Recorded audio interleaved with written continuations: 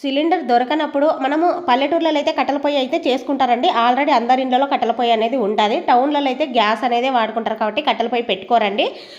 Gas లేనప్పుడు rice cooker కూడా వాడుకుంటుంటారు. Current లేనప్పుడు కూడా అది కూడా అందుబాటులో ఉండనప్పుడు ఇప్పుడు మనం టౌన్లలో కూడా సిమెంట్ అదే కట్టెల పొయ్యి అనేది ఎలా చేసుకోవాలో చెప్తానండి. అయితే ఈజీగా చేసుకోవచ్చు అండి, ఎవరైనా చేసుకోవచ్చు.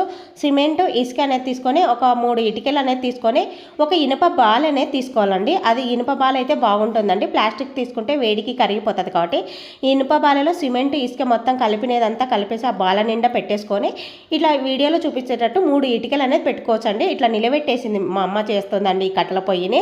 ఇలా చూడండి ఎంత ఈజీగా చేసింది. అర్ధగంటలో మొత్తం అయిపోయిందండి. ఆ ఇటుకలు పెట్టిన తర్వాత దానికి ఆ ఇటుకలకు కూడా సిమెంట్ అనేది పూసేసి మనం ఒక రోజు అంతా ఆరిచ్చినామంటే మంచిగా నీళ్ళు చల్లుతూ ఆరబెడితే పొయ్యి రెడీ అయిపోతుందండి. ఈ పొయ్యిని మనం బాల్కనీలో ఇంటి ముందర ఎక్కడైనా పెట్టుకొని చేసుకోవచ్చు అండి. టౌన్లో కూడా చేసుకోవచ్చు. ఖచ్చితంగా ట్రై చేయండి. ఈజీగా బాగా పనికొస్తుంది, అందరికీ పనికొస్తుందండి.